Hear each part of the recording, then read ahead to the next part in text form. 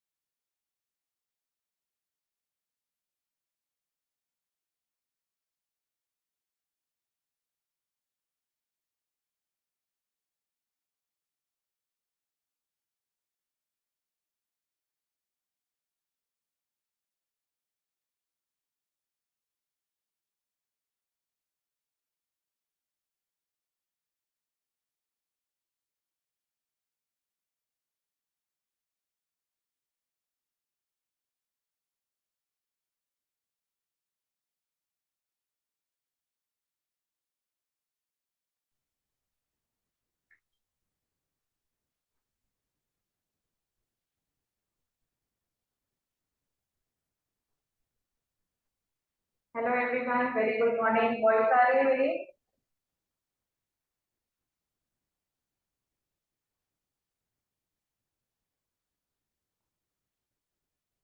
हाय Sneha, hi Priyanka. Voice आ रही है मेरी? Okay, fine. बाकी लोग वीडियो ऑन कर लीजिए प्लीज। और ना कर पाओ तो कोई टेंशन नहीं है, आपको सुनना है ओवरऑल, ठीक है?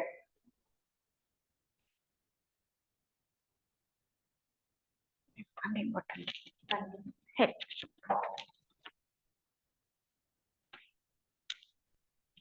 चलो हम लोग शुरू करते हैं। स्टार्ट करने के पहले मैं आपको एक ब्रीफ इंट्रोडक्शन देती हूँ। आज हमारे साथ एक बहुत ही रिनाउंड पर्सन है फ्रॉम पुणे, जो जिनकी प्रैक्टिस 24 ईयर्स से है इन आयुर्वेदा।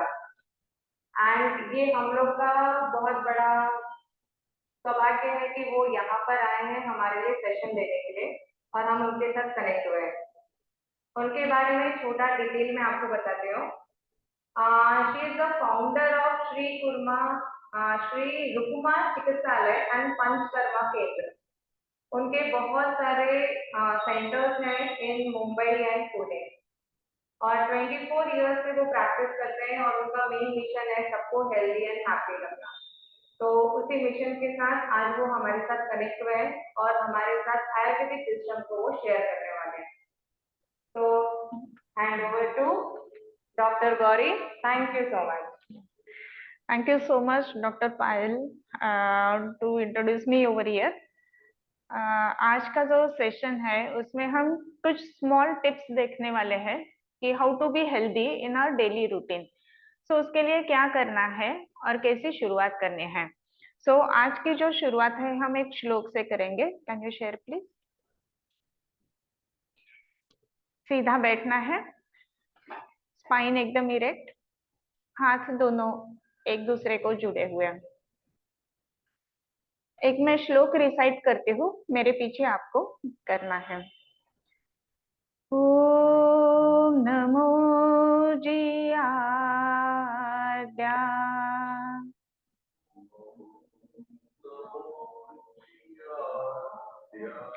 वेद प्रतिपाद्या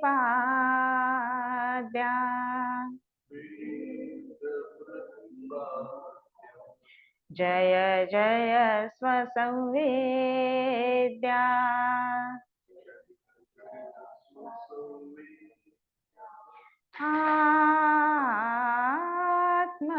आत्मरूपा।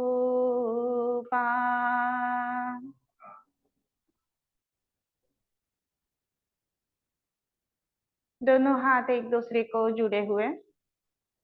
दोनों हाथ एक दूसरे के ऊपर रब करते हुए तैयार हुई उष्णता अपने आंखों को, बालों को, गालों को देनी है। धीरे से अपने आंखें खोलनी है। सो हमने अभी जो किया वो है भगवान गणेश का स्तवन है। अरे नहीं, तो भगवान गणेश जी का स्तवन है ये।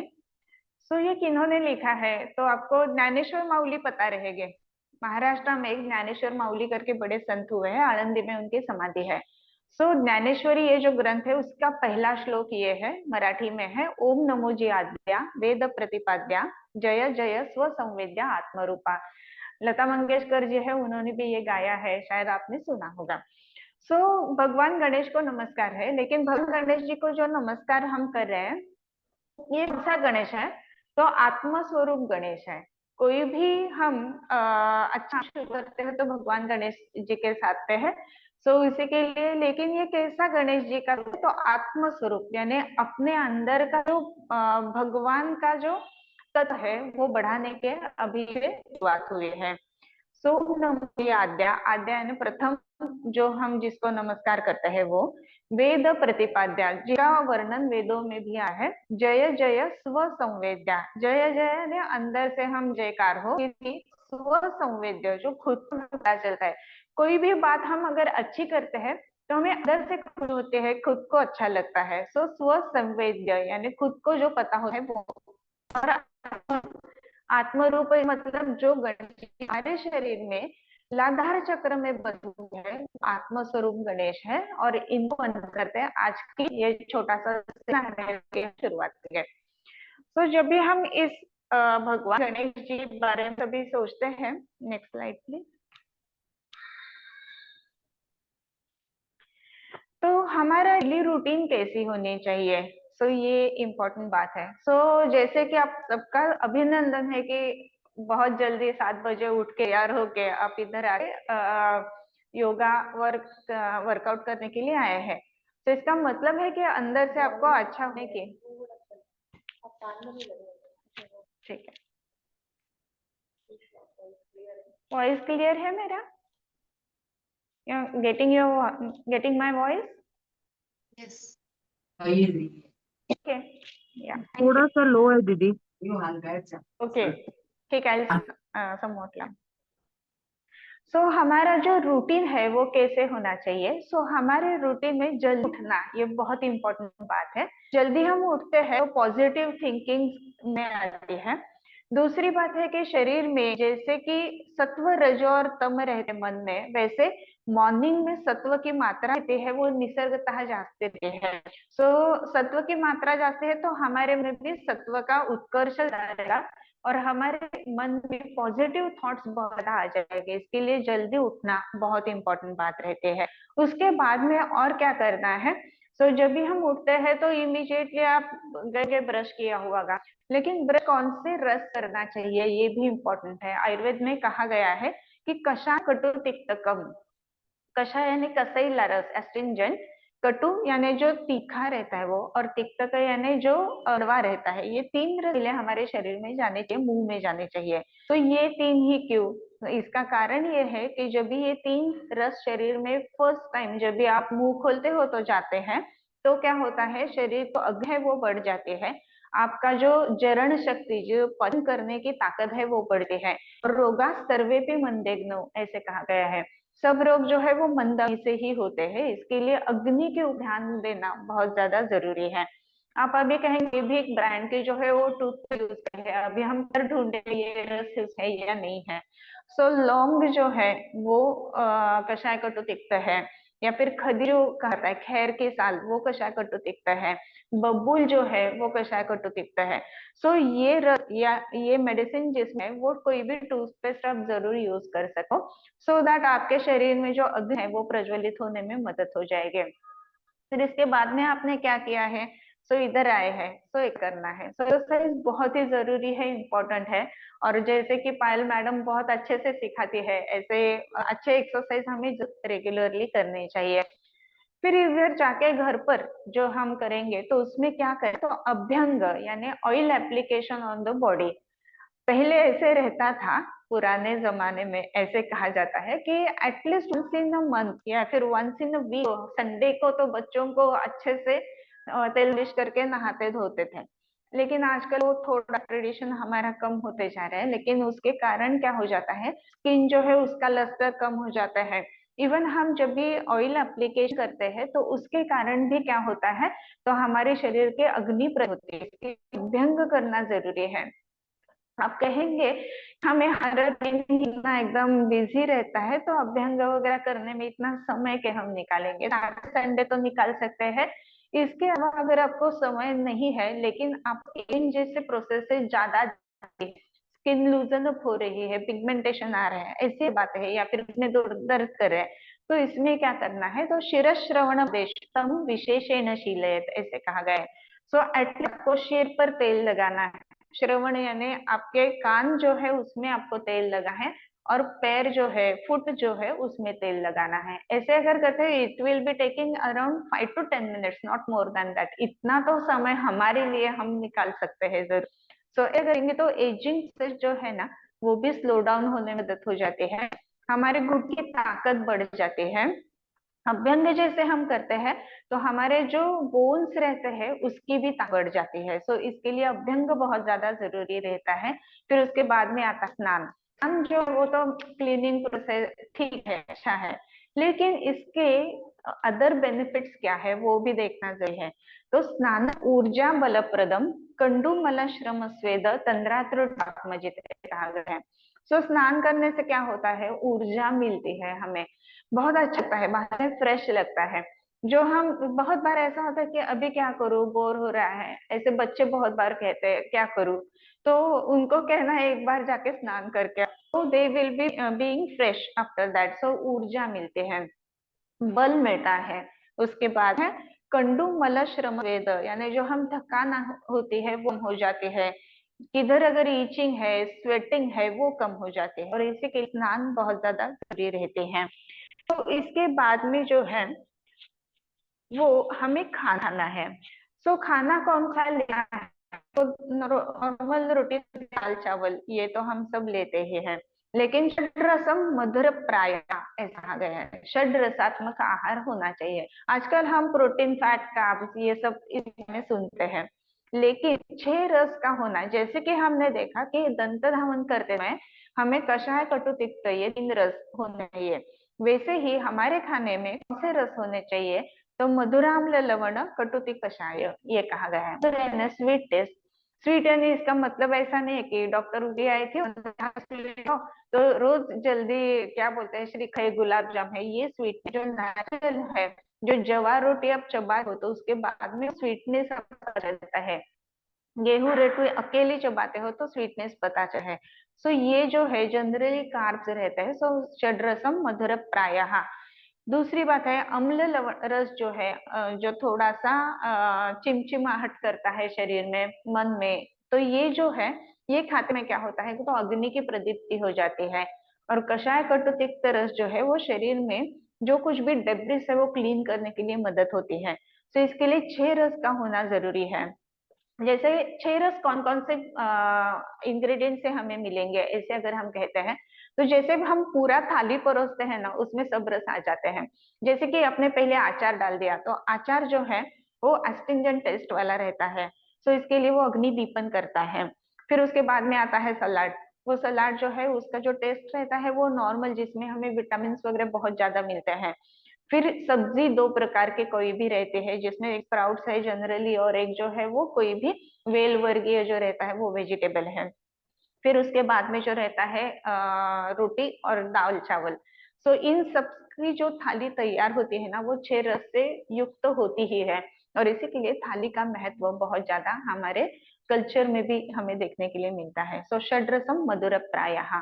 अभी बहुत सारे लोग जो रहते हैं उन खाना कभी खाना चाहिए पता नहीं है, मेरा टाइम एकदम फिक्स रहता है, 11 o'clock को खाती हूँ, 7 o'clock को खाती हूँ, अच्छी बात है, लेकिन तभी भूख लगी है क्या, ये क्वेश्चन पूछना खुद को बहुत जरूरी है। कभी खाना चाहिए तो जब भी भूख लगती है तो तभी खाना खाना चाहिए। भूख नहीं है, लेकिन छोटे बच्चे बहुत बार रहते हैं, उसके पीछे माँ दौड़ती रहती है और वो कहता है भूख नहीं करके पूरा घर में दौड़ता रहता है। तो ऐसे नहीं होना चाहिए। तो भूख लगना ये बहुत इंपॉर्टेंट बात है। और भूख लगना ये आरोग्य का लक्षण कहा गया है। शांतेग्नो म्रियते चिरम जीवति अनामयः, ऐसे कहा गया है। अगर अग्नि युक्त है यानी अच्छा है, पकाने की उसमें बहुत ज्यादा संवेदना है, तो ऐसे समय जो है ना, वो अग्नि चिरम जीवती यानी लॉन्जिविटी बढ़ाने के लिए भी बहुत कारगर रहता है। सो इसी के लिए कभी खाना चाहिए तो भूख लगने के समय खाना खाना चाहिए। और कैसे खाना चाहिए ये भी इम्पोर्टेंट है। जिससे आपको जीवन शक्ति मिलनी है, जिससे आपको सब कार्ब्स, प्रोटीन, फैट्स, विटामिन मिलने वाले हैं, जिससे आपको ऊर्जा मिलनी है, वो खाना खाते समय कैसे खाना चाहिए। उसमें है कि उष्णम स्निग्धम मात्रा जीर्णे वीर्यायुधम इष्टे देशे इष्ट सर्वोपकम नाति द्रुतम नाति विलंबितम अजल्पन न हसन तन्मना भुंजित आत्मानम अभिसमीक्ष सम्यक। इसका मतलब क्या है कि उष्ण गरम गरम खाना खाएंगे तो एक आध रोटी ज्यादा जाती है, राइट। उष्णम ही भुंजानम स्वदते, स्वाद उसका अच्छा रहता है। फिर उसके बाद में है कि स्निग्ध, उसमें एक एक चम्मच घी तो होना ही होना है। फिर उसके बाद में है कि मात्रावती, योग्य मात्रा में खाना चाहिए। और कैसे खाना चाहिए तो तन्मना भुंजित। आजकल हम कैसे खाते हैं जनरली अगर देखेंगे, कुछ ना कुछ टेबल पर रखा हुआ रहता है, टीवी चालू रहता है, हम जाके थाली में कुछ ना कुछ डालेंगे, आके ऐसे खाना खातेंगे। सब जो अपना ध्यान है वो टीवी के ऊपर, मोबाइल के ऊपर, या फिर आप रील व्हाट्सएप कुछ देख रहे हैं तो उसके ऊपर रहता है। सो इसके लिए जो खाने की ऊर्जा रहती है ना वो नहीं मिलती है। सो माइंडफुलनेस ये इंपॉर्टेंट बात है। सो जो आप खा रहे हो वो तन मना होना चाहिए, उसके आपका मन होना चाहिए खाने में। तो आपको पता चलेगा कि आप क्या खा रहे हो और उसका स्वाद कैसा है। बहुत अच्छा लग रहा है खाने समय, ऐसा अगर लगा ना तो वो शरीर जो है वो भी एक्सेप्ट जल्दी कर लेता है। और इसी के लिए उसके जो न्यूट्रिएंट्स रहते हैं, मैक्रो और माइक्रो न्यूट्रिएंट्स, वो हमारे शरीर में बहुत अच्छे से मिलते हैं।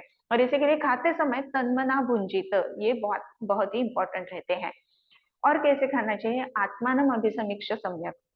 मुझे क्या अच्छा लगता है, मुझे क्या नहीं अच्छा लगता है। कभी कभी ऐसा रहता है ना कि स्पेसिफिक फूड से एलर्जी है, भले वो फूड अच्छा है लेकिन वो मेरे लिए अच्छा नहीं है, वो भी आपको सोचना चाहिए। सो मुझे क्या अच्छा है, मुझे क्या अच्छा नहीं है, उसके अनुसार खाना खाना चाहिए। भले किसी भी बात में प्रोटीन की मात्रा बहुत ज्यादा है, जैसे कि सोयाबीन है। सो सोयाबीन ठीक है, अच्छा है, ना है ऐसा नहीं, लेकिन किसी किसी पेशेंट्स को हम देखते हैं कि एलर्जीज रहते हैं। सो उस समय उसमें प्रोटीन ज्यादा है तो भी आप अगर खाएंगे तो आपके लिए वो अच्छा नहीं। इसके लिए आत्मानम अभिसमीक्ष सम्यक, खुद को कैसे लगता है वो खाने के बाद, उसके अनुसार वो खाना लेना चाहिए। अभी खाते समय क्या क्या नहीं करना चाहिए, जैसे कि मैंने कहा मोबाइल टीवी ये नहीं देखना चाहिए। वैसे ही कभी कभी ऐसे मूवीज में वगैरह दिखाया जाता है कि एकदम साफ सुथरे कपड़े पहनकर टेबल पर आ जाते हैं और एकदम गहन कोई भी टॉपिक रहता है उसके ऊपर चर्चा होती है। या फिर बच्चा है उसकी मार्कलिस्ट आई है, उसके ऊपर टेबल पर चर्चा होती है। तो तभी वो चर्चा नहीं होनी चाहिए, क्योंकि वो स्ट्रेस लाने वाली चर्चा है। तो कोई भी स्ट्रेस खाते समय नहीं होना चाहिए, ये भी बात ध्यान में रखना जरूरी है। ये बातें इंपॉर्टेंट है। लेकिन आप कहेंगे कि आजकल ऐसा हो रहा है कि थोड़ी भूख नहीं लग रही है तो क्या हम करें, ऐसा भी लगता है। तो इसके भी कुछ हम टिप्स आज देखने वाले हैं। अगर भूख नहीं लगती है तो उसमें क्या करना चाहिए, तो भोजनाग्रे सदा पथ्यम लवणार्द्रक भक्षणम। इसका मतलब ऐसा है कि खाने से कुछ देर पहले आपको थोड़ा सा अदरक और थोड़ा सा सेंधा नमक ऐसा लेना है। और वो भी अच्छे से चूस चूस के, यानी उसके ग्रेट करके छोटे छोटे पीसेस बनाना है, उसमें सेंधा मिलाना है और उसको मुंह में रख के चूसना है। इस तरीके से अगर हम चूसते हैं तो भूख जो है वो प्रज्वलित हो जाती है, भूख अच्छे से लगती है। कभी कभी ऐसा है कि हमें बीपी है, हम नहीं सेंधव खा सकते हैं, या फिर नमक ज्यादा नहीं खाते हैं हम, तो ठीक है, भोजनाग्रे गुडार्द्रक भक्षणम ऐसे भी कहा गया है। गुड़ और अदरक ये आपको लेना है अगर भूख अच्छी तरीके से नहीं लगती है तो। खाने से पहले एक आधा घंटा अगर ये लिया जाता है तो उसका परिणाम जो है वो अग्नि प्रज्वलित होने में बहुत अच्छा आता है और अच्छे से लगती है। इवन हमारे मुंह को टेस्ट भी कभी कभी कम होती है, नहीं लगती है अच्छे। तो इस समय भी वो मुंह की टेस्ट जो है वो एनहांस करने के लिए भी बहुत अच्छी तरीके से कारगर रहता है।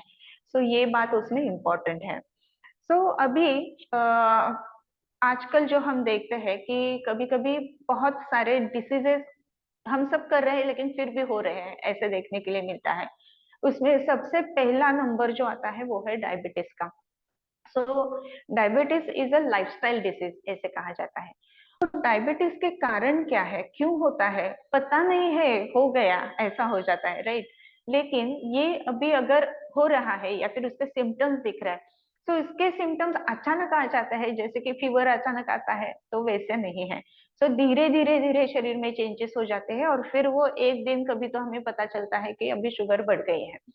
तो इसमें कारण कौन कौन से रहते हैं। सो आस्य स्वप्न सुख स्वप्नम ऐसे कहा गया है। इसका मतलब क्या है, इसके पहले कॉजेस तो हम समझने चाहिए कि उसको जो अवॉइड करेंगे उसको नहीं होगा, राइट, वो इम्पोर्टेंट बात है। बहुत देर तक सो के रहना, ये बात अच्छी नहीं है, उससे डायबिटीज होने की संभावना बढ़ती है। खाने के बाद इमीडिएटली सोना, ये बात अच्छी नहीं है, इसके इसके कारण भी डायबिटीज की संभावना बढ़ती है। सीडेंट्री लाइफस्टाइल, रिमोट देने के लिए भी कोई चाहिए, ऐसी अगर बात है तो ज्यादा करके डायबिटीज बढ़ने की संभावना रहती है। सो मोबाइल होना चाहिए, आपको एक जगह ज्यादा देर तक बैठ के नहीं रहना चाहिए।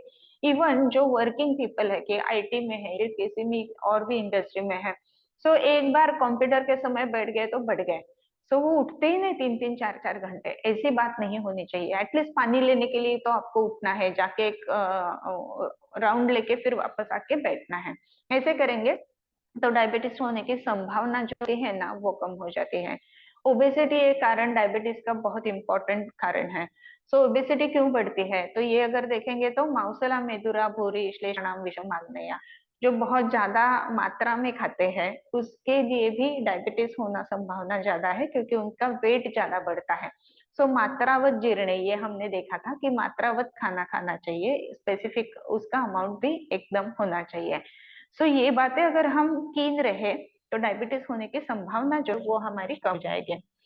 अभी ऐसा लग रहा है कि बॉर्डर लाइन पर है, ऐसे बहुत सारे पेशेंट्स हमारे पास आते हैं कि अरे डायबिटीज हो रहा है लेकिन अभी बॉर्डर लाइन आ रहा है, HbA1c जो है 5.5 क्रॉस कर गया है, लेकिन अभी 6.1 है, 5.9 है। सो अभी होने की संभावना है ऐसा दिखा रहा है रिपोर्ट।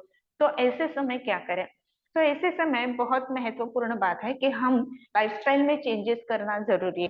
सो इसमें हमें क्या क्या चेंजेस करनी है। सो सबसे पहला जो है वो है एम्बुलेशन यानी वॉक करना।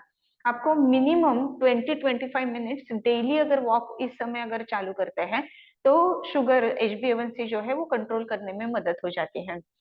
45 मिनट्स वॉक इज आइडियल, लेकिन कभी आज तक ज्यादा एक्सरसाइज नहीं किया है तो एकदम चालू कर सकते हैं तो नहीं, इसके लिए धीरे धीरे 20-25 मिनट से चालू करके 45 मिनट्स तक आपको वॉक करना है। दूसरी बात है कि और क्या करना चाहिए, तो जो हम हाउस होल्ड रेगुलर जो जो काम करते हैं थोड़े थोड़े तो करने चाहिए। तीसरी महत्वपूर्ण बात है कि योगासन और कोई भी जो आप एक्सरसाइज चूज करते हो वो रेगुलरली करना चाहिए। सबकी लाइफस्टाइल एम्बुलेटरी होना यानी बहुत आप उछल कूद करना ये जरूरी रहता है।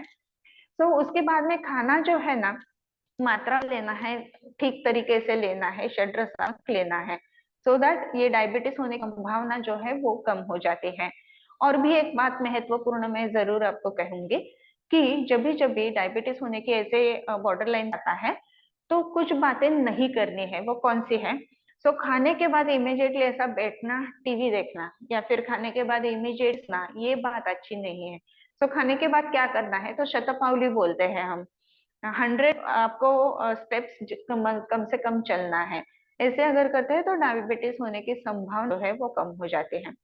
कुछ एक्सरसाइज तो ऐसे भी होते हैं कि जो आप इवन आफ्टर योर मील्स भी कर सकते हैं। कौन सा एक्सरसाइज है, एक स्पेसिफिक एक्सरसाइज है, पता है, वज्रासन है, राइट। सो वज्रासन 1-2 मिनट में अभी करते हैं।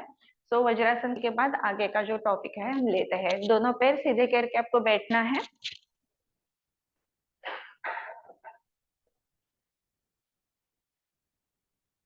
ओके, सो राइट लेग फोल्ड करके आपके हिप्स के नीचे, लेफ्ट लेग फोल्ड करके हिप्स के नीचे, आपके दोनों पैर, आपके दोनों हाथ आपके घुटनों के ऊपर। सो ये है वज्रासन। सो वज्र इसका मतलब है डायमंड, इसी के लिए इसको डायमंड पोज ऐसे भी कहते हैं। सो वज्रासन जब भी हम करते हैं तो उसके कारण क्या हो जाता है कि शरीर की जो अग्नि रहती है वो प्राकृत हो जाती है। शरीर में जो वायु की गति है वो प्राकृत हो जाती है। वायु की गति जो है उसी को अग्नि सखा ऐसे कहा गया है।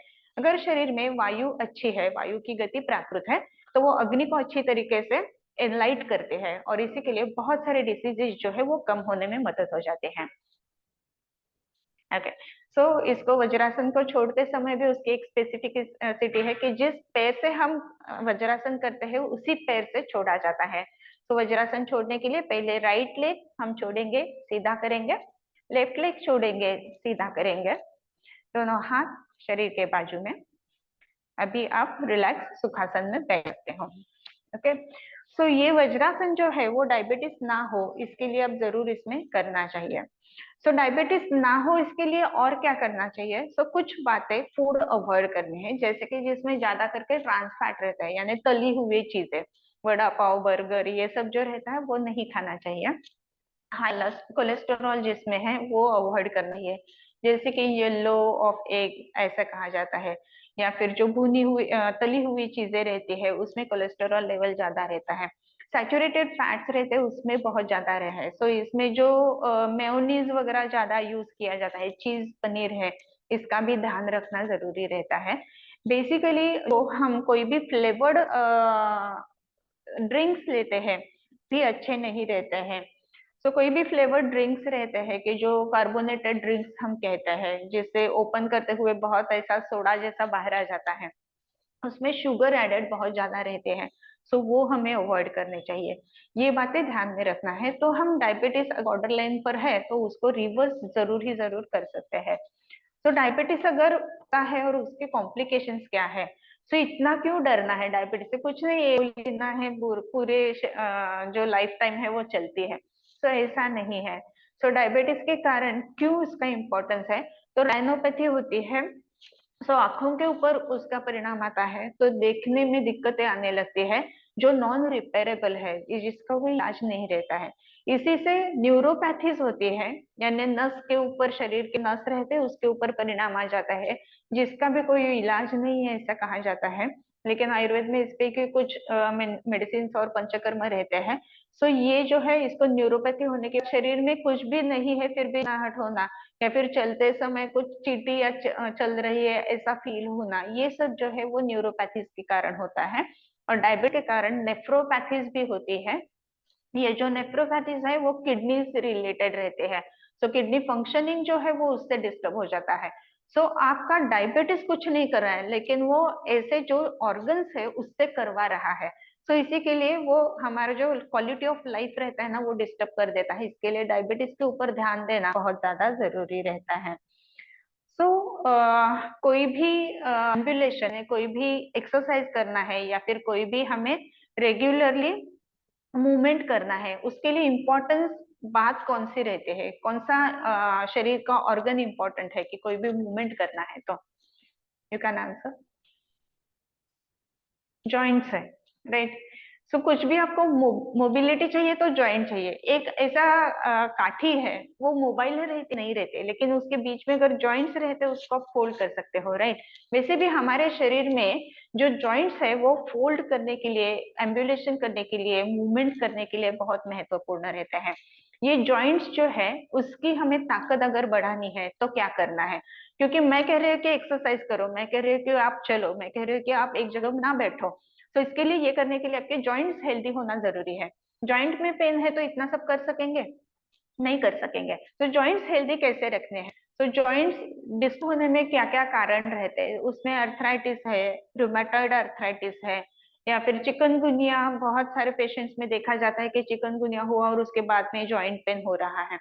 तो ऐसे बहुत सारे केसेस रहते हैं कि जिसमें एज रिलेटेड जॉइंट में वेयर एंड टेयर है। तो ऐसे समय इस जॉइंट की मोबिलिटी हम कैसे मेंटेन करें, ये बात भी महत्वपूर्ण है। उसके लिए सूक्ष्म व्यायाम करके किया जाता है। सो ये सूक्ष्म व्यायाम क्या रहता है? सो एकदम सिंपल सिंपल एक्सरसाइजेस है कि जिसमें आपको ये जॉइंट मोबिलिटी रखनी है। तो जैसे कि आप बैठे हैं, सो जस्ट आपको मैं कहती हूँ वैसे करना है। दोनों हाथ आमने, दोनों हाथ पूरे पंजा फैले हुए, close the fingers, open it, close the fingers, open it, close the fingers, open it. Then make fist of your fingers and move, rotate 1, 2, 3, 4, and 5. Reverse direction 1, 2, 3, 4, and 5. Make palms looking upside 1, 2, 3, 4, and 5. Now keep your fingers on your shoulders and rotate the shoulders to 1, 2, 3, 4, and 5. In reverse direction 1, 2, 3, 4, and 5. Right? अभी रिल लग रहा है, इतने देर तक बैठे हैं, सुन रहे हैं, लेकिन ऐसा ऐसा थोड़ा सा होने लगता है। सो इन दीज केसेस ये रिलैक्सेशन काफी इंपॉर्टेंट रहता है। इवन जब भी लॉन्ग सिटिंग आवर्स रहता है आपके जॉब में भी, तो भी आप ये जो एक्सरसाइज है वो ऑफिस में भी 1 and 2 मिनट निकाल के जरूर कर सकते हो। ये सूक्ष्म व्यायाम दिखने के लिए बहुत सिंपल है, छोटे से है, लेकिन इसका परिणाम जो है वो बहुत अच्छी तरीके से मिलता है। जॉइंट्स हमें उसकी हेल्थ अच्छा रखने के लिए और क्या कर सकते हैं, तो इसको ऑयल एप्लीकेशन करना ये बात जरूरी है, जैसे कि मैंने पहले ही आपको कहा गया है। इसके बाद में है एक्सरसाइज। तीसरी महत्वपूर्ण बात है कि कुछ डाइट है कि जो स्पेसिफिकली बोन्स के ऊपर काम करता है, जॉइंट्स आपके अच्छे करने के लिए काम करता है। ये डाइट कौन सा है? सो मोरिंगा बहुत इंपॉर्टेंट है उसमें, जैसे कि जिसको सहजन कहा जाता है। सो ड्रम स्टिक्स, उसके ड्रम स्टिक्स की आप सब्जी कर सकते हो, या फिर ड्रम स्टिक्स की जो आप कोई भी कढ़ी बनाते हो उसमें भी ड्रम स्टिक्स यूज कर सकते हो। उसमें कैल्शियम की मात्रा बहुत ज्यादा है और इसी के लिए जॉइंट्स के ऊपर इसका काम बहुत ही अच्छा तरीके से रहता है। दूसरी महत्वपूर्ण बात है कि जैसे कि हम ऑयल सीड्स लेते हैं, वो भी जॉइंट्स के लिए बहुत इंपॉर्टेंट है। जैसे हम खाना खाने के बाद बहुत बार सौंफ लेते हैं, धनिया डाल लेते हैं, सो वैसे ही ऑयल सीड्स है, जैसे कि सनफ्लावर है, पंपकिन सीड्स है, ये अगर 1 चम्मच रोस्ट करके हम खाते हैं तो हमारे जॉइंट्स और जॉइंट की मोबिलिटी जो रहती है वो बहुत अच्छी रहती है। इसके साथ में गोंद के लड्डू आपको पता रहेगा। सो गोंद के लड्डू भी बोन के हेल्थ के लिए बहुत इंपॉर्टेंट रहते हैं। इसमें कैल्शियम की मात्रा बहुत ज्यादा रहती है और जो easily available for the body, यानी एब्सॉर्प्शन उसका ज्यादा रहता है, ये भी बात इसमें इंपॉर्टेंट है। सो ये खाना स्पेसिफिकली नवंबर, दिसंबर, जैन, फेब, ये 4 मंथ्स में जरूर लेना है, क्योंकि तभी हमारी अग्नि अच्छी रहती है और थोड़ा हेवी टू डाइजेस्ट फूड भी हम इस समय डाइजेस्ट कर सकते हैं। उसमें ड्राई फ्रूट्स भी आते हैं, जैसे कि आलमंड्स है, बादाम है, अखरोट है, ये हमारे खाने में होना चाहिए। सो ये बातें इंपॉर्टेंट है इसमें। फिर भी इतना सब करने के बाद भी अगर हमें कुछ ना कुछ जॉइंट्स में दिक्कतें है ही, तो इसमें क्या करना है? सो इसमें हम पंचकर्म कुछ जरूर कर सकते हैं। एक पंचकर्म का नाम है जानुबस्ती। सबसे पहला जो जॉइंट इन्वॉल्व होता है वो है नीज, राइट, क्योंकि ये हमारे पूरे शरीर का भार फैलता है इसके लिए।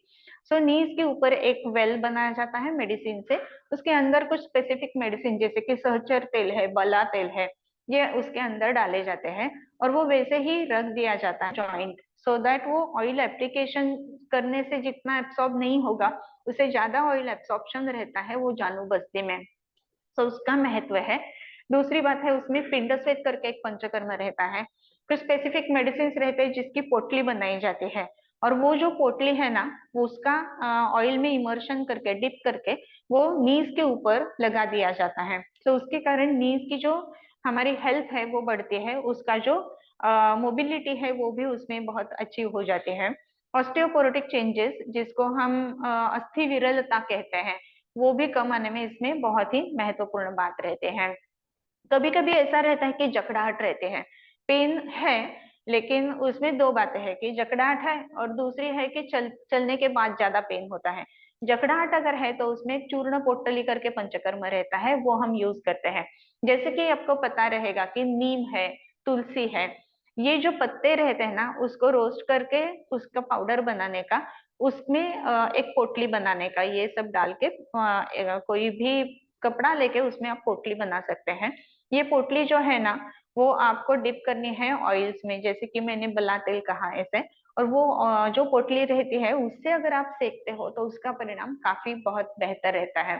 कभी कभी ऐसा रहता है कि रूमेटोइड अर्थराइटिस यानी आम वात जिसे बोलते हैं, उसमें आप बिल्कुल ही हिला नहीं सकते हैं, स्पेसिफिकली मॉर्निंग में ऐसी अगर बात है तो उसमें ये जो हमारी राई रहती है ना, उसका एक छोटा पोटली बनाने का, वो थोड़ा ज्यादा उष्ण रहते हैं, उसको भून के पोटली बना के सिर्फ आपका जो कोकोनट ऑयल है ना उसमें डुबे के अगर आप उसको सेकते हो तो भी उसमें मोबिलिटी आप अचीव कर सकते हो। सो ये सब पंचकर्म रहते हैं अलग अलग की जो जॉइंट्स के ऊपर काम करते हैं। सो जॉइंट्स अगर अच्छे हैं तो उसमें और भी एक महत्वपूर्ण बात रहती है कि जैसे कि हमने घुटनों के ऊपर बात की, वैसे ही योगा में भी इम्पोर्टेंट के हमारा स्पाइन, राइट। सो अगर स्पाइन में दिक्कतें हैं तो आप बहुत सारे योगा भी नहीं कर सकते हो। स्पेसिफिकली जो बैकवर्ड बेंडिंग फॉरवर्ड बेंडिंग है उसमें बहुत सारे दिक्कतें रहती हैं। सो ये क्यों रहता है, तो इसको कारण जो है इसमें स्लिप डिस्क की एक कारण रहता है। स्लिप डिस्क यानी दो कोई भी जो वर्टिब्री रहते हैं उसके ऊपर मोबिलिटी अच्छा रहे इसके लिए बीच में एक गद्दी रहती है। सो ये जो गद्दी रहती है वो घिस जाती है, उसमें सूजन आ जाती है, सो इसी को स्पॉन्डिलोसिस ऐसे कहा जाता है। सो ये स्पॉन्डिलोसिस है, तो उसके कारण नेक में अगर स्पॉन्डिलोसिस हुआ है तो उसमें क्या हो जाता है, तो चक्कर आ जाते हैं, या फिर सिर दर्द रहता है, हाथ में दर्द रहता है, शोल्डर पेन रहता है। अगर वही स्पॉन्डिलोसिस अगर कमर में हो जाती है तो क्या हो जाता है कि फॉरवर्ड बेंडिंग में दिक्कतें रहती है, या फिर कुछ उठाएंगे तो ज्यादा उसमें तकलीफ रहती है। सो ये होता है, तो उसके लिए क्या करना है, तो वो भी मैं बता दूंगी। दूसरी बात है, कभी कभी है कि मसल स्पैजम्स रहते हैं। कभी कभी ऐसा है कि एकदम नेक टेढ़ा ही है, देखने के लिए भी ऐसा देखने के लिए होता है। सो ये जो है this happens because of the muscle spasm. So spine प्राकृत रहना ये बात बहुत इंपॉर्टेंट है। तो स्पाइन के लिए भी कुछ स्पेसिफिक एक्सरसाइज है कि जो हमें जरूर करनी चाहिए। जैसे कि हम देखते हैं कि पोस्चर ये भी एक कारण रहता है, स्पाइन अगर विकृतियां है तो बहुत बार ऐसा एक जगह कंप्यूटर है ये ऐसा काम करता है, सामने ये रहता है कस्टमर रहता है, तो कंटिन्यूस टेढ़ा अगर आप काम करेंगे तो स्पाइन के ऊपर उसका परिणाम आने ही वाला है। सो पोस्चर करेक्शन बहुत इंपॉर्टेंट है। इवन छोटे बच्चे भी बहुत ज्यादा ऐसा करके जब भी लिखते हैं तो फिर उसके बाद में पोस्चर जो है वो बिगड़ने के कारण वो पीठ में दर्द रहता है। तो इसके लिए सीधा बैठना ये बात बहुत इंपॉर्टेंट है। इसमें मार्जारासन बहुत ही कारगर रहता है। वैसे भी बैठ के पर्वतासन जो किया जाता है ना वो भी स्पाइन की हेल्थ मेंटेन करने के लिए वो बहुत इंपॉर्टेंट रहता है। तो एक पर्वतासन छोटा सा अभी करेंगे। सो आपको धीरे से ही बैठना है, दोनों हाथ जुड़े हुए, धीरे धीरे करके आपके हाथ एकदम आसमान तक एकदम ऊंचे होने चाहिए, एकदम ऊंचे होने चाहिए, एकदम ऊंचे होने चाहिए। ये जब भी करते हैं तो पूरा स्पाइन हमारा स्ट्रेच हो जाता है, जो स्पाइन के मसल्स रहते हैं वो भी रिलैक्स और स्ट्रेच दोनों मात्रा में आ जाते हैं। सो धीरे धीरे करके आपको हाथ नीचे लेना है। एकदम सिंपल एक्सरसाइज है कि लेकिन आपके जो पूरा रीढ़ की हड्डी जिसे बोलते हैं उसको ताकत देने वाला है। कभी कभी आप बहुत लॉन्ग ड्यूरेशन का काम करते हैं, लॉन्ग आवर्स वर्किंग आपके रहते हैं, तो इस समय भी क्या हो जाता है, तो स्ट्रेचिंग अगर करते हैं तो बेटर रहता है, राइट। सो इस समय क्विक रिलैक्सेशन भी इंपॉर्टेंट है, जैसे कि हमने स्लोली किया वैसे ही दोनों हाथ जुड़े हुए होने चाहिए। बच्चे स्पेसिफिकली बहुत ज्यादा देर तक जब भी कोई भी पेपर लिखते हैं, पढ़ाई करते हैं, तो उनको भी कुछ ना कुछ रिलैक्सेशन की जरूरत रहती है। तो दोनों हाथ ऊपर करते हुए बहुत ऊपर, बहुत ऊपर, बहुत ऊपर, बहुत ऊपर, बहुत ऊपर, और एक ही झटके में रिलैक्स। अच्छा लगता है, राइट। सो ये अलग है टेक्निक, ये जो है वो क्विक रिलैक्सेशन टेक्निक है, एकदम मसल को स्ट्रेच करना और एकदम उसको रिलैक्स करना, ऐसे अगर करते हैं तो शरीर में एक नवीन यानी ऊर्जा उत्पन्न हो जाती है। तो छोटे बच्चे भी जब भी पढ़ाई करते समय थक जाते हैं, विशेषतः नीट के लिए वगैरह प्रिपेयर करते हैं तो थक जाते हैं, तो इस समय ये टेक्निक बहुत ही कारगर रहती है। सो बैक पेन जो है वो प्रिवेंट करने के लिए ऐसे बहुत सारे योगा है, वैसे ही बहुत सारे आयुर्वेदिक मेडिसिन भी है। अर्थात कोई भी मेडिसिन लेते समय कंसल्ट करके ही, आयुर्वेदिक डॉक्टर को कंसल्ट करके ही मेडिसिन लेना जरूरी है। जैसे कि रासना है, दशमूल है, दशमूलारिष्ट शायद आपने सुना रहेगा, सहचर है, निर्गुड़ी है, ये सब शरीर में वात कम करने के मेडिसिन है, जो हमारे स्पाइन के हेल्थ को भी बहुत अच्छी तरीके से मेंटेन करते हैं। जो बैकएक है उसके लिए भी पंचकर्म है क्या, ऐसा बहुत बार हमें पूछा जाता है। तो जैसे हमने जानू बस्ती कहा कि वेल बना के उसमें मेडिसिन डाल के फिर वैसे रख दिए जाते हैं, सो दैट ओलिएशन शरीर का वो जॉइंट का अच्छा होता है। वैसे ही पीठ के ऊपर एक वेल बना के उसमें मेडिसिन डाल के रख दिया जाता है, उसको कटी बस्ती ऐसे कहते हैं।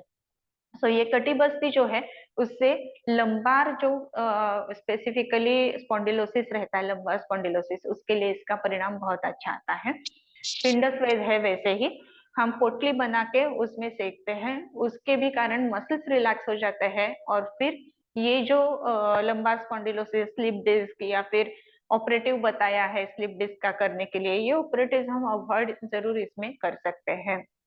इसमें अभी बहुत ज्यादा तकलीफ है, ऐसा कौन सा रहता है, तो साइटिक पेन रहती है कि एक पैर भी आगे डालने के लिए बहुत ही पूरा जो है वो पूरा पैर दुखता है, पूरी नस दुखती है, ऐसे कहा जाता है। सो साइटिक ये एक बड़ी नर्व है कि जो लंबार से लेके यानी कमर के इधर से चालू होके पूरे हमारे पैर तक वो सप्लाई करते हैं। सो ऐसी अगर लंबार पेन है तो उसमें क्या करना है, तो निडलिंग बोलते हैं, या फिर आयुर्वेद में इसको विद्ध कर्म बोलते हैं। स्पेसिफिक नीडल रहते हैं, उसको प्रिकिंग करते हैं, उसके स्पेसिफिक पॉइंट्स रहते हैं, उसके कारण ये इमीडिएट पेन रिलीफ करने के लिए कारगर रहते हैं। और भी एक है कि शरीर में ये जो कोई भी पेन रहते हैं, ये सब वात दोष विकृत होने के कारण होते हैं, विशिएटेड वात के कारण होते हैं। सो वात को कम करने के लिए बस्ती करके एक पंचकर्म रहता है कि जो वात को कम करने के लिए बहुत कारगर रहता है। एनिमा हमें पता रहता है मोशंस क्लियर करता है, लेकिन बस्ती जो है वो सिर्फ मोशन क्लियर करता है ऐसा नहीं है, तो उसके साथ में शरीर का वात भी कम करता है और हड्डियों की ताकत भी बढ़ाता है। उसमें अलग अलग पंचकर्म में बस्ती के नाम अलग रहते हैं according to the medicine used in the बस्ती। उसके बाद में एक इम्पोर्टेंट बात के ऊपर आज हम बात करने वाले हैं, वो है वुमेन्स हेल्थ। ऑलवेज वुमेन जो रहते हैं ना, क्या बोलते हैं उसको कि उसको खुद के बारे में ज्यादा सोचना नहीं है, वो पहले घर का सोचेगी और फिर खुद का सोचेगी। तो इसके कारण खुद की जो हेल्थ है वो ऑलवेज ऑन द ट्रैक ऐसे रहती है। सो ऐसे अगर है कि वो नहीं खुद के ऊपर ध्यान देती है, लेकिन फिर भी वुमेन्स हेल्थ क्यों इम्पोर्टेंट है, क्योंकि उसको बहुत सारे पड़ाव से गुजरना रहता है। पहले है मैरिज, फिर फर्टाइल एज है, फिर प्रेगनेंसी है, फिर आफ्टर डिलीवरी है, फिर लैक्टेशन फेज है, वो हो गया तो सेकंड डिलीवरी हो गया तो सेकंड फेज वापस रिपीट हो जाता है। फिर 40s में आ जाती है, पेरीमेनोपॉजल है, फिर 45 में मेनोपॉज के अराउंड रहते हैं, फिर मेनोपॉज के बाद में एस्ट्रोजन प्रोजेस्टेरॉन लेवल एकदम ड्रॉप डाउन हो जाते हैं, उसके कारण ऑस्टियोपोरोटिक चेंजेस जल्दी हो जाते हैं, और बोन हेल्थ जो है वो ऑन द स्टेक रहते हैं। तो इसके लिए वुमेन्स हेल्थ ऑलवेज इम्पोर्टेंट है। सो वुमेन्स हेल्थ जो है और उसकी प्रायोरिटी कभी भी खुद की हेल्थ नहीं होती है, इतना सारा फेजेस से गुजरते हुए भी। सो इसमें खुद के ऊपर ध्यान देना एटलीस्ट 40 में तो चालू करना ही चाहिए। थोड़ा थोड़ा अगर समय रोज निकालेंगे ना तो खुद के ऊपर जरूर ध्यान दे सकते हैं। इसके अलावा वुमेन्स हेल्थ जो है, इसमें इश्यूज जो रहते हैं उसमें इरेगुलर मेंसेस रहना, फर्टाइल इश्यूज रहना, या फिर उसमें पेरीमेनोपॉजल इश्यूज, जैसे कि मैंने कहा कि एस्ट्रोजन लेवल ड्रॉप डाउन होता है तो चिड़चिड़ापन होना, डिसीजन लेने में कुछ दिक्कतें आना, ये सब हो जाता है। और पोस्ट मेनोपॉजल ने मेनोपॉज होने के बाद में भी ये ऑस्टियोपोरोटिक चेंजेस या फिर बोन के इश्यूज ऐसे सब उसमें क्या है, इसके लिए वुमेन्स हेल्थ ये बहुत ही इंपॉर्टेंट बात रहती है। तो वुमेन्स हेल्थ मेंटेन करने के लिए क्या करना चाहिए, फिर उसको नॉर्मल यानी प्राकृत रखने के लिए क्या करना चाहिए। कुछ फाइटोएस्ट्रोजेंस रहते हैं जो हम खाने में लेते हैं। फाइटोएस्ट्रोजन यानी जो हम नॉर्मली हमारे शरीर में एस्ट्रोजन प्रोजेस्टेरॉन ये हार्मोनल लेवल्स जो है वो मेंटेन करने के लिए प्रोडक्शन हो जाता है।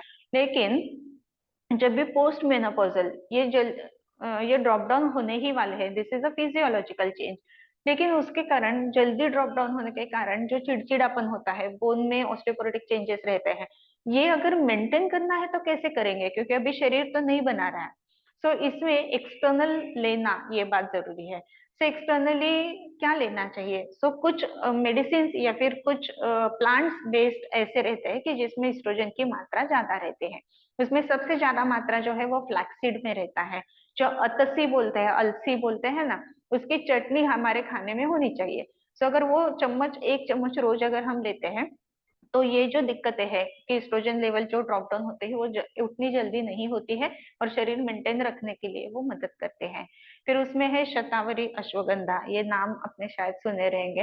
तो 1 पाव चम्मच शतावरी, 1 पाव चम्मच अश्वगंधा, ये अगर मॉर्निंग में एक बार आप दूध के साथ लेते हो तो बोन की स्ट्रेंथ मदद मेंटेन करने में भी मदद हो जाती है, और जो हार्मोनल इम्बैलेंसेस है वो भी मेंटेन करने में मदद हो जाती है। गार्लिक स्त्रियों में बहुत इंपॉर्टेंट रहती है, वात का शमन करती है, लेकिन ये फाइटोएस्ट्रोजेंस भी इसमें बहुत ज्यादा रहते हैं, इसके लिए गार्लिक इन्हें स्पेसिफिक मात्रा में भी लेना चाहिए। ये लेते समय कैसे लेना है, गार्लिक को आपको छीलना है, और जो अच्छा घी रहता है ना उसमें थोड़ा सा उसको रोस्ट करना है, फिर घी में रोस्ट करके वो गार्लिक एक सुबह में लेना है। ऐसे अगर औषधि तौर पर आप लेते हो तो उसका परिणाम जो है वो शरीर में women cell hormonal imbalances and उसके कारण होने वाले जो बोन में ऑस्टियोपोरोटिक चेंजेस रहते हैं उसके लिए भी काफी कारगर रहता है। सो इसमें पंचकर्म कौन कौन से कर सकते हैं, जैसे कि हमने देखा कि इसमें हार्मोनल इम्बैलेंस है, इरेगुलरिटीज है, तो उसमें नस्य का परिणाम बहुत अच्छी तरीके से आता है। सो नाक में कुछ मेडिसिन डालना, इसको नस्य ऐसे कहा जाता है। कभी कभी आप देखते हैं कि because of the irregular menstrual cycle, या फिर चिड़चिड़ापन बढ़ जाता है, या फिर हेडेक रहता है, तो ऐसे समय गाय का घी, जो शुद्ध गाय का घी रहता है ना, वो भी 2-2 ड्रॉप अगर आप नाक में डालते हो तो उसका परिणाम ये हेडेक कम आने में, इरेगुलरिटीज कम आने में, हार्मोनल इम्बैलेंसेस जो है वो कम आने में हो जाता है। इसके लिए प्लेन गाय का घी भी आप डाल सकते हो। इसके अलावा कुछ मेडिसिन रहते हैं वो भी यूज करना है, अर्थात वो कंसल्टेशन के बाद कर सकते हैं।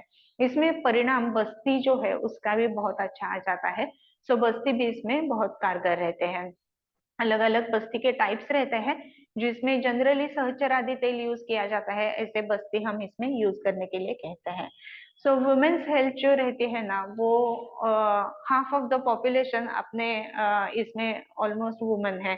सो एक शरीर में जैसे कि हम देखते हैं हार्मोन्स में इतने बदलाव होते हैं, इतने पड़ाव रहते हैं, सो उसके कारण वुमेन्स हेल्थ जो है वो ऑन द स्टेक रहते हैं। सो अगर एक घर में कोई भी एक अगर आदमी बीमार पड़ता है तो भी घर ठीक ठाक सब चलता है, लेकिन एक घर में लेडी अगर बीमार है तो उसके कारण क्या हो जाता है कि पूरा फैमिली वो डिस्टर्ब हो जाता है, क्योंकि वो खुद का सब बाजू में रख के फैमिली के लिए सब कर रही है, तो उसमें फैमिली डिस्टर्ब हो जाती है। इसके लिए वुमेन ने थोड़ी देर, आधा घंटा निकाल के खुद को थोड़ा सा टाइम देना चाहिए, खुद के हेल्थ के ऊपर भी थोड़ी ध्यान कर देनी चाहिए।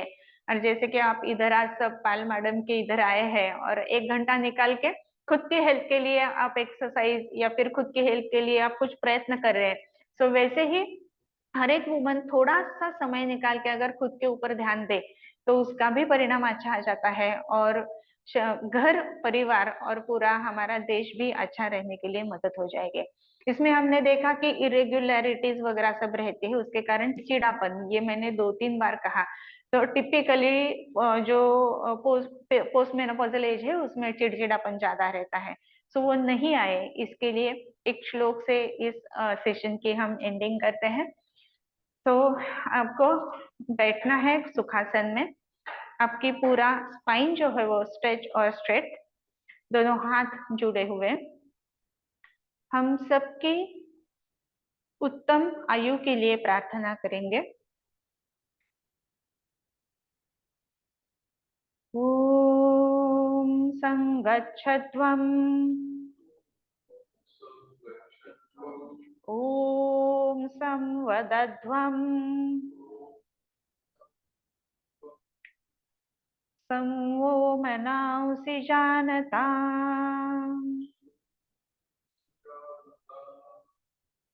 ओम सहनाववतु, सहनौ भुनक्तु, सह वीर्यं करवावहे, तेजस्विनावधीतमस्तु,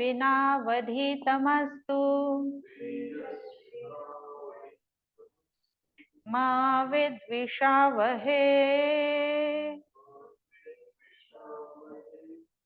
ओम शांति शांति शांति।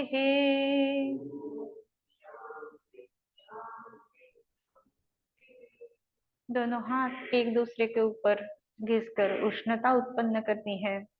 तैयार होने वाली उष्णता अपने आंखों को, बालों को, गालों को दी है। धीरे से आंखें खोलनी है एक कटाक्ष ओंकार की तरफ। नमस्ते।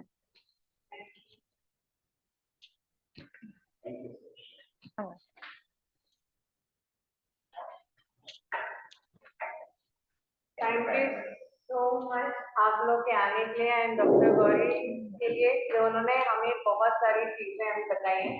किसी के कोई क्वेश्चंस हैं तो पूछ सकते हैं आप लोग, अगर अभी आपको पूछना है, और या आप मुझसे नंबर लेकर आप डायरेक्टली डॉक्टर गौरी से कनेक्ट कर सकते हैं। श्योर।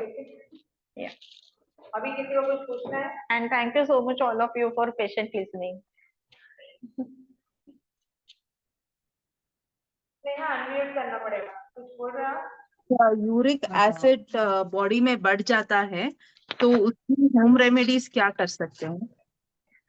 क्या बॉडी में बढ़ जाता है? Starting uric acid uric acid right. Uric acid जब भी बढ़ता है ना तो स्पेसिफिकली जो एंकल जॉइंट्स है उसके ऊपर इसका परिणाम आता है एंड वो पेन हो जाता है। सो सूक्ष्म व्यायाम हम जैसे करते हैं ना, और जिसमें टो जो है उसको आपको हिलाना है, उसके मूवमेंट में है, ये रेगुलरली करते हैं तो यूरिक एसिड अच्छे से कम होने में मदद हो जाती है। दूसरी बात है कि गुडुची करके एक मेडिसिन रहता है, गुड़वेल जिसको कहा जाता है। जो गुड़वेल है वो 5 चम्मच सुबह में ऐसे अगर आप लेंगे तो ये जो यूरिक एसिड लेवल्स है वो मेंटेन होने में मदद हो जाएगी। तो ये आप कोई भी जो आयुर्वेदिक स्टोर है उससे जरूर ले सकते हैं। गुड़वेल नाम रहता है या फिर गुडुची ऐसे कहते हैं उसको। थैंक यू दीदी। ओके। भाभी शाह इन्होंने भी रेज किया क्या? हाँ, गलती से। और किसी को कुछ पूछना है? ओके, या थैंक यू सो मच। या